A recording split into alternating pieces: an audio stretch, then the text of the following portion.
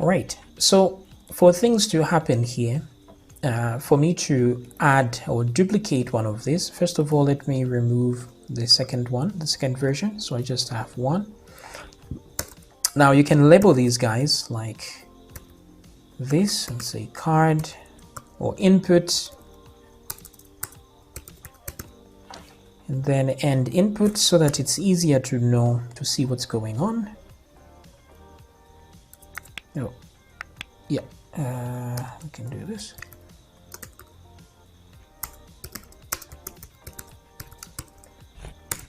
Okay, so that at least you know what's happening. So if we are going to load this information using JavaScript, then it's better we do it through JavaScript throughout. So let's put a script tag here like this, so we can add some JavaScript. Let me add a function and call it add new. Okay. Now, since we're going to be adding new things for every segment here, we don't want to repeat ourselves in terms of code. So what we will do is when we say add new, we're going to add a parameter to show us which of these divs we're going to access to add something new. In this case, it would be JS student learn.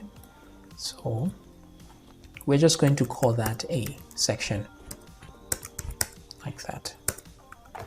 Okay, so the section will determine where we are adding something new. So let's put an if statement and say if section is equal to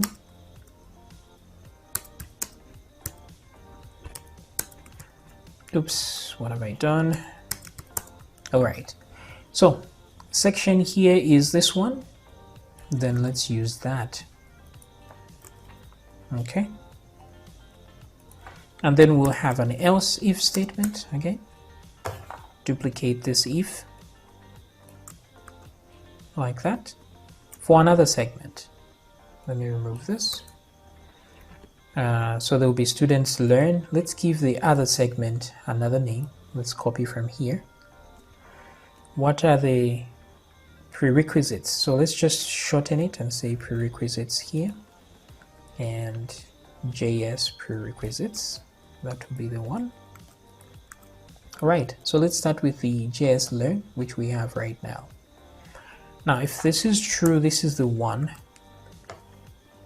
Then we're going to grab an item named this section. So we just say document dot query selector, and then let's put section there. So section has this, but it needs a dot there because it's a class name. So I'm just going to put a dot and then plus section like that.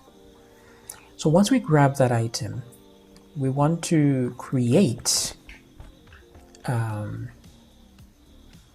actually, let me show you why one method is worse than the other. So what we could do here, we could just say dot inner HTML is equal to, actually, let me just say var container is equal to, and then what I can do now is say, oh, actually, I don't need to name it. I can do this, grab it, and then do plus equals to concatenate. And then what I want to add to this, I'll use the tilde key instead of, this is above the tab key, these slanting quotes. I'm using these because they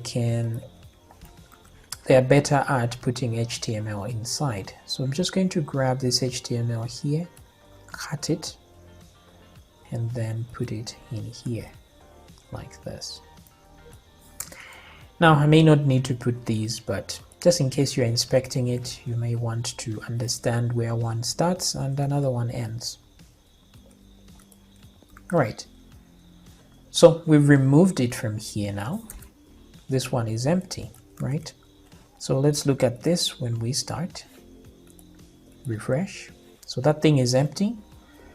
But then we need to add at least one when beginning. So we're going to run the add more function to add at least one item here in the list.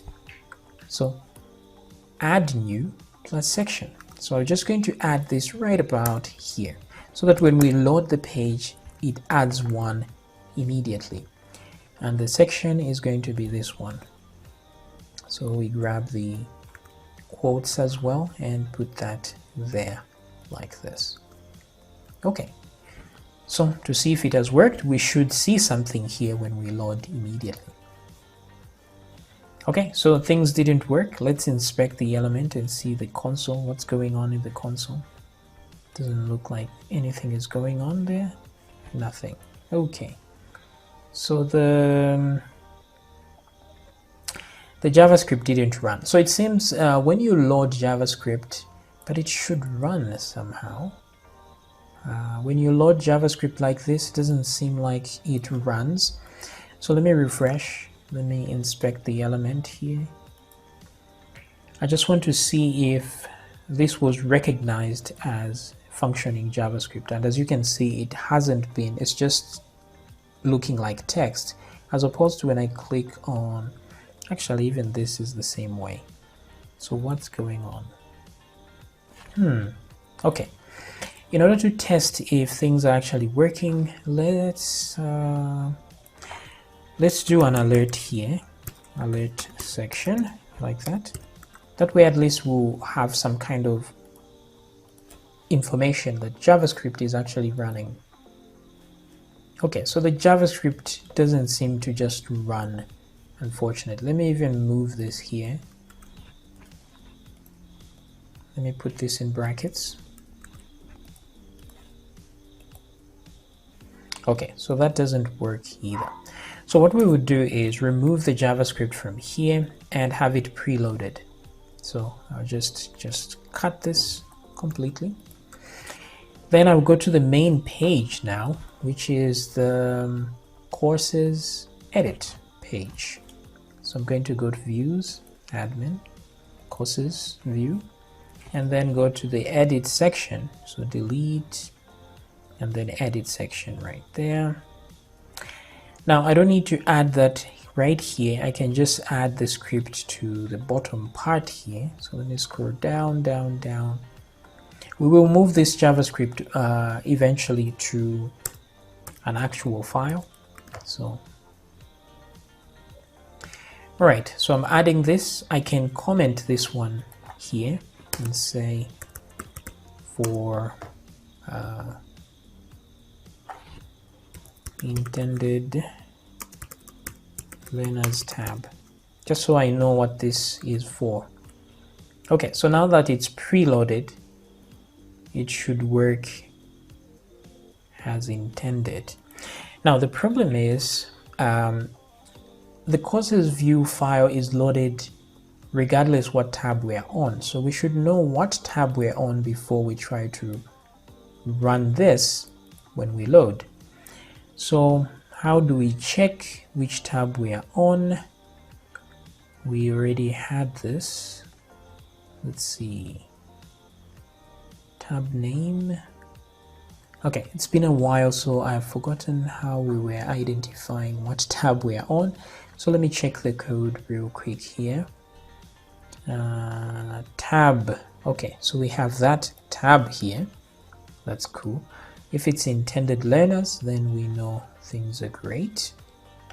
All right, cool. So I'm going to go down, down, down to the very end right here and just say if tab is equal to intended learners. If that's true, then let's run this. I'm going to put brackets like so. Okay, great. This way it only runs at a specific tab. Okay, so let me refresh this.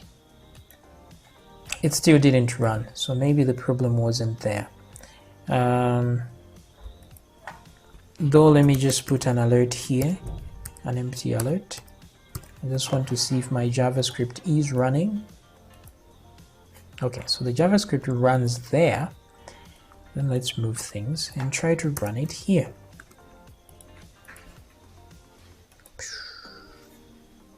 Okay. Oh, so it's actually working now. Cool. Let me undo that. As you can see here, it has worked. Okay, not anymore for some reason. Let me undo this.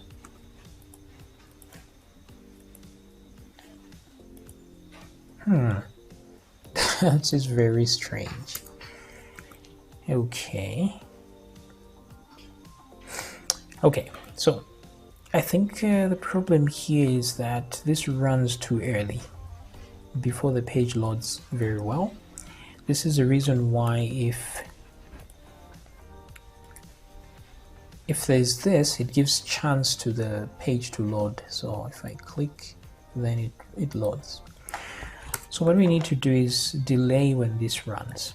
So we're going to run this on a window function. Let's see here if I don't already have that. Let's see. Okay, so it doesn't seem like I already have one. I would have used the same one. So let's make one. So we're going to say this. We're going to say window dot onload is equal to, or you can just add an event listener and say function.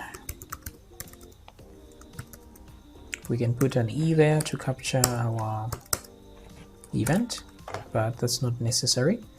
Then we can grab this and put it inside here, like so. So what we are saying is the things we're going to run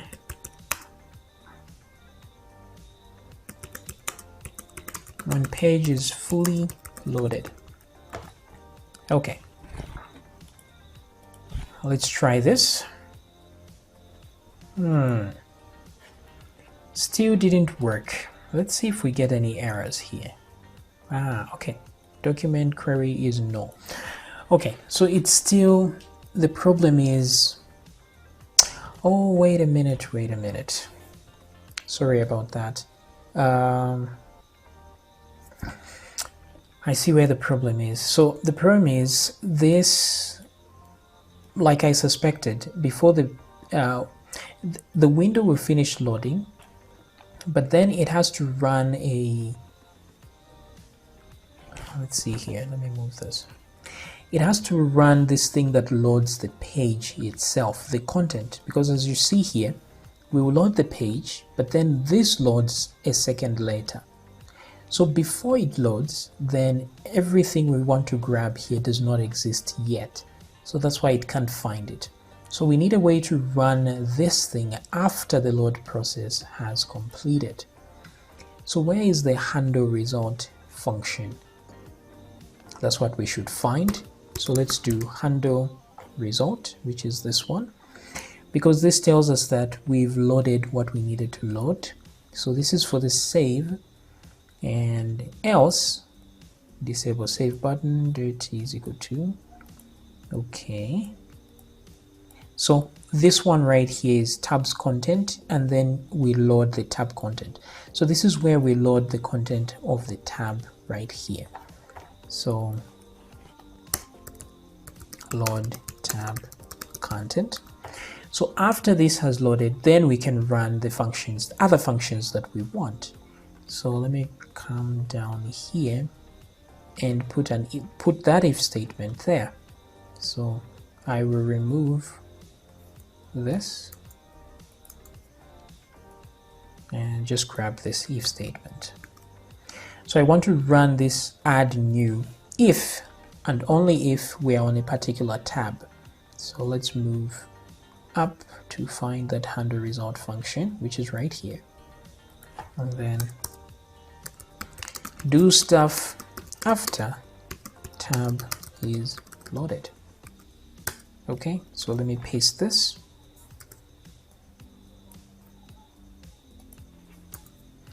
So if tab is that, then let's try to load that. Okay, so fingers crossed, refresh, and there we go, it has worked this time. All right, so let's refresh again. There we go, it has worked. Now I want to add one more. So in order to add one more, all I need to do is run this function again, right? Add new and then put that there. So just copy this, and then I'll go to the intended learners view page right here, And on this button, I'll just put an on click and then paste that. That's all I need to do. Add new JS learn. Okay, great. Let's try that. Reload. Let's add one more. And you can see now it's adding more of these guys. All right, things are working. Now there's only one slight problem. Let me show you the problem. Let's say I start typing stuff here, and then I add one more item. You notice that the old information is gone. It's cleared. Let me type some more here. Let's add more and look at that problem. So the reason this is happening is because I'm replacing everything inside the, if I go down here, very bottom,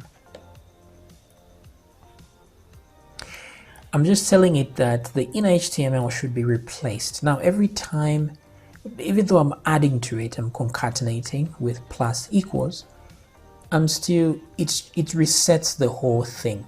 So I don't want this to happen. So what I'll do is instead, I will create a div and give it these classes. So here we go. So I'm going to say document dot create element, and that element we're going to create is a div like this. So I'm going to call it my div. I'll say var my div is equal to, so I've created a div. Now that div, I can add a class name, so I can say my div dot set attribute, right? I can start setting attributes now, which is a class. So all the attributes I have are just classes. So instead of using set attribute, I can just do class list. Wait a minute. Dot add, and then I'll add row. Let's add a few more.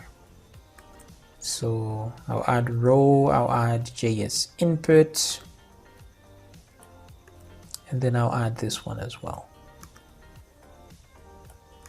Okay, so I've created a div, and then because I have this div, I can just tell it to add the inner HTML to that div, then append it to this item. So what I'll do is I have this div, which is an empty div, and it has all this, but then I can say my div dot inner HTML is equal to, and then that's when I can add all of this. So let me duplicate this a second, grab this, and then do this here. Okay, so let me mute that. So my div.innerHTML is good. Now we've already created this, which is the div itself. So let's remove that. Let's also remove this input because it will be confusing now. So we just have the inside, the internals of this. We've dynamically created that div. And then once we are done with it, we want to grab the actual section and then append a child to it. So let me move this down here. So instead of saying .innerHTML, we're just going to say .append child, and then let's give it that my div as the child we want to append. So let's see if things work as intended.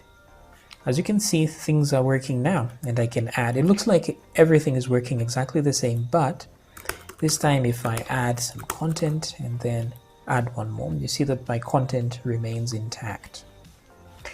So now we just need to delete, and move things up. Now, I agree that my design here is terrible, but take your time and put your own design here until it looks nice. I just don't want to waste your time with design and all that. Functionality is key. So once we are done with this, we'll use the same method here to add more sections down here, and they work exactly the same. All right.